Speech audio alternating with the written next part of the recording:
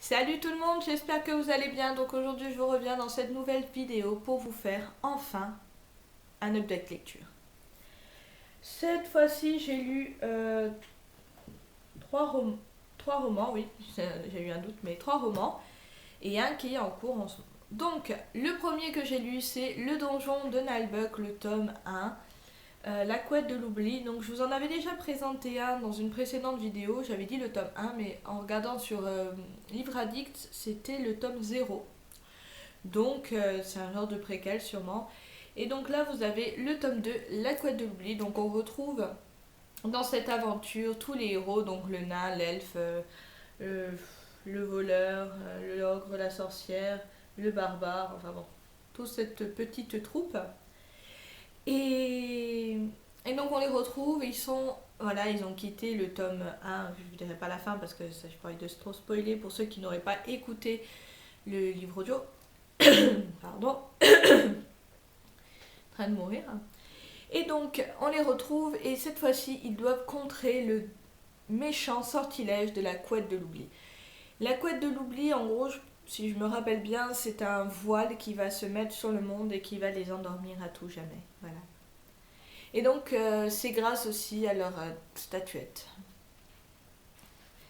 Donc voilà, on va les suivre dans cette aventure. Ce que j'ai apprécié, c'est le côté des personnages qui sont toujours aussi loufoques. L'elfe et le nain, bien sûr, se détestent toujours autant. Mais c'est un peu moins... Ouais, ils se cassent un peu moins les œufs sur la tête, quoi. Ils se bagarrent un peu moins. Mais voilà. Donc pour l'aventure générale, c'est bien. Je m'attendais déjà à la fin, je la trouvais déjà quand même un petit peu trop facile. Voilà, j'arrive, hop, c'est fini. Voilà, c'est un petit peu trop facile comparé à tout ce qu'il y a eu dans le roman. Mais voilà, donc j'aime toujours autant, mais je l'ai quand même un petit peu moins apprécié que le tome 1. Ce que j'apprécie aussi beaucoup, c'est le fait d'entendre les pensées des personnages, parce que ça, on ne les a pas dans l'histoire audio, je dirais. On les a pas du tout. Donc c'est super bien de les avoir dans ce bouquin. Voilà, bon, il écrit super bien, l'auteur c'est assez fluide, on n'a pas, voilà,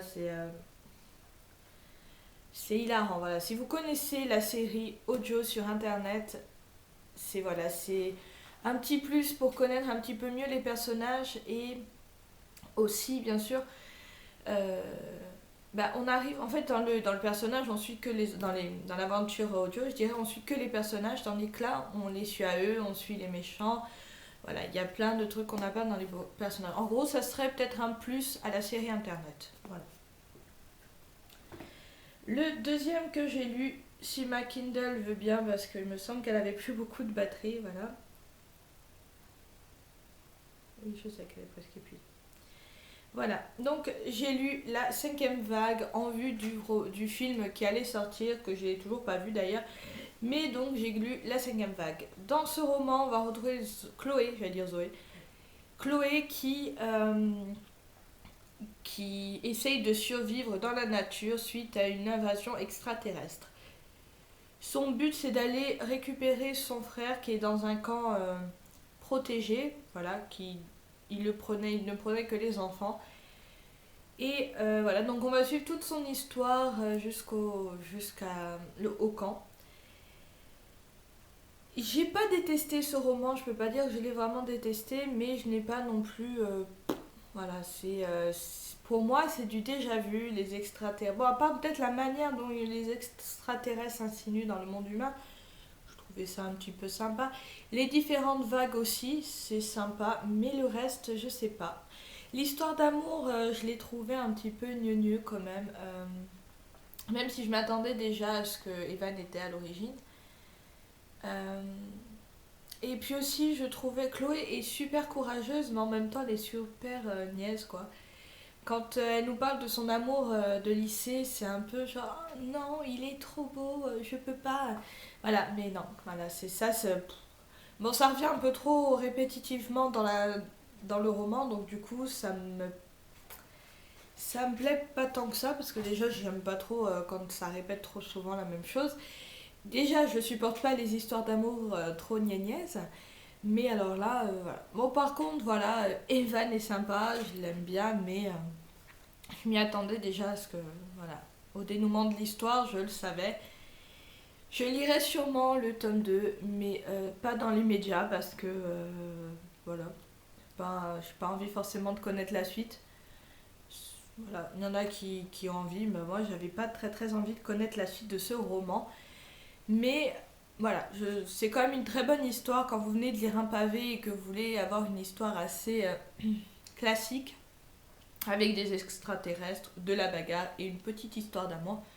Voilà, je vous le conseille quand même, mais si vous n'aimez pas les histoires d'amour trop niaises et que vous êtes un peu blasé par les histoires d'extraterrestres, non, je vous le déconseille parce que voilà. Mais sinon, oui, c'est une bonne lecture, mais sans plus.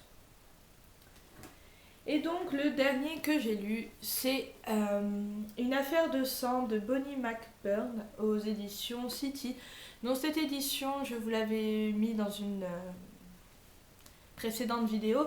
C'est les éditions, c'est la maison d'édition qui me l'avait envoyé.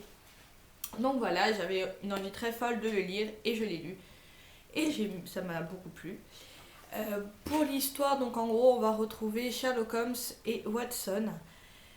Sherlock Holmes est un petit peu déprimé, on ne sait pas trop pourquoi. Voilà, c'est peut-être parce qu'il n'a pas vraiment d'enquête qui le fait sortir, voilà, qui lui donne envie. Et du coup, on a une lettre qui arrive du jour au lendemain chez Sherlock Holmes. Et ça va un petit peu le booster pour faire cette enquête. Un enfant a disparu et sa mère lui demande de le retrouver.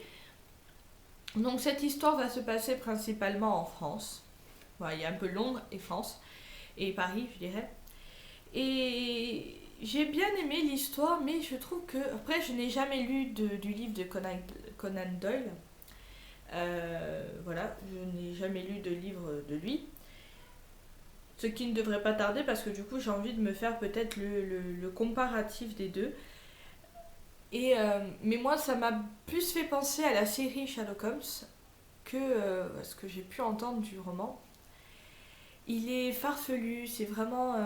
c'est peut-être parce que j'étais influencée par la série, c'est peut-être ça. Mais voilà, il est toujours aussi farfelu, il n'en fait qu'à sa tête, mais il arrive toujours à résoudre des enquêtes. Et là, en fait, il y a plusieurs enquêtes qui vont s'entremêler et voilà, ça va faire un petit méli-mélo. Des fois, je comprenais pas trop. Je me disais, mais attends, qu'est-ce qu'il fait lui là-dedans et, et en fin de compte, après, petit à petit, vous compreniez mieux. Voilà, c'est vraiment comme dans la série. Hein, c'est au début, voilà, il mène bien son enquête, mais vous savez pas vraiment où il va aller. Et à la fin, il vous déballe tout et puis vous comprenez tout. Voilà. Donc j'ai beaucoup aimé. Voilà, comme je vous ai dit, ça m'a fait beaucoup penser à la série que j'adore. Et du coup... Voilà, je le conseille pour les fans de la série. Maintenant, je ne peux pas les conseiller pour les fans des livres parce que j'en ai jamais lu. Donc peut-être que quand j'aurai lu un livre de l'auteur de Conan Doyle, peut-être que là je pourrais vous dire oui, lisez si vous êtes fan de ça. Mais pour l'instant, en tout cas, c'est une très très bonne histoire et on retrouve vraiment tout le côté farfelu de Sherlock Holmes et le côté un petit peu plus terre à terre de Watson qui essaye toujours de trouver des solutions, de calmer un petit peu Sherlock parce que sinon il part dans des délires. Mais voilà, je vous le conseille à 200%. C'est un livre qui se lit quand même assez rapidement. Vous voyez, voilà, souvent des pages vides comme ça et puis c'est écrit quand même assez gros. Voilà, ça se lit très très très vite. Et donc le dernier que je vais vous présenter, c'est un livre que j'ai en cours, mais que j'ai bientôt fini.